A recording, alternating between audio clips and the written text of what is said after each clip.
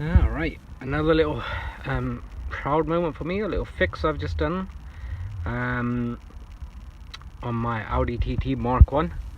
Long story short, my windscreen washers weren't working anymore. The headlight washers were working fine, but the windscreen washers weren't. So I kind of took it all apart, as you can see. I could hear the pump so how I diagnosed it being the washer pump is when I would pull back on the wiper stick to make the wipers work. The wipers were working, they were going as usual, but I couldn't hear the pump. So I turned on the headlights, and the headlight washers would work again. The wipers would work, but the pump wouldn't. You couldn't hear the pump the windscreen washers wouldn't spray anything.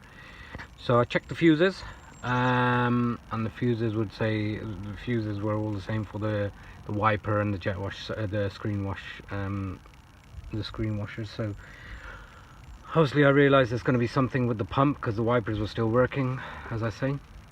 So I took it apart. This was the little culprit here. So this is the pump for the windscreen washers, and this is the pump for the headlight washers, just in case anybody needs them, just for reference. This is the connector that tells you there's no fluid left.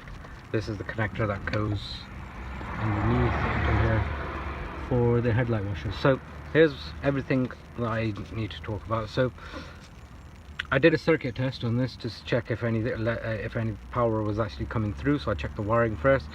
This was showing alive. Now the story behind this was my car was parked up for about a month while I was using a different one, and when I came back to use it, that's when the fault kicked in. Before that, everything was working perfectly. So I knew there must have been something's gone along. Well, the pump couldn't have burnt out because it hadn't been used. So I knew there was a 90% chance that it was just something stuck inside. Anyway, I took this off, took the pump out, and quite simply I put some maintenance spray in there. Nothing special, bit of maintenance fluid, sprayed that in there.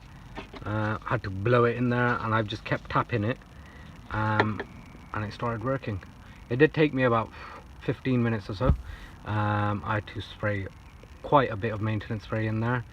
At one point smoke did come out, a little bit of smoke come out, and I thought that's it, it's knackered.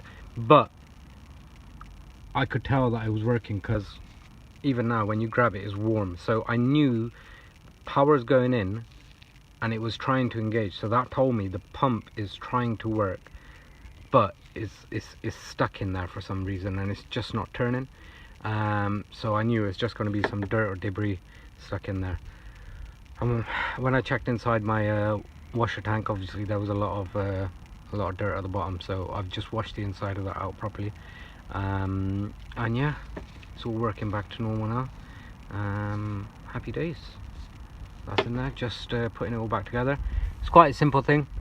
There's 3 bolts on it, these 10 mils. It's 2, sorry. 2 10mm bolts. I thought it was 3, but I guess it's 2. One long one which goes down over here. There, that's the longer one. And then there's a short one which I believe is just over here. There. Which you'll see it when you come to doing it anyway. It's somewhere up there anyway, but it's not something that needs to be thoroughly explained, because otherwise I would have done a proper kind of tutorial on it. It's a very straightforward, simple fix. Anybody with even basic amount of knowledge. The only thing I will say, make sure you empty out your washer tank before you start dismantling everything, if you can, or make sure your washer tank's on empty, which shouldn't be hard to do. Yeah, hope that helps. At the end, final and most satisfying step for any job, make sure everything works. So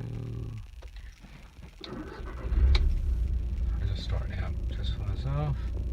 Right, lovely, all working well, and you can hear the pump there.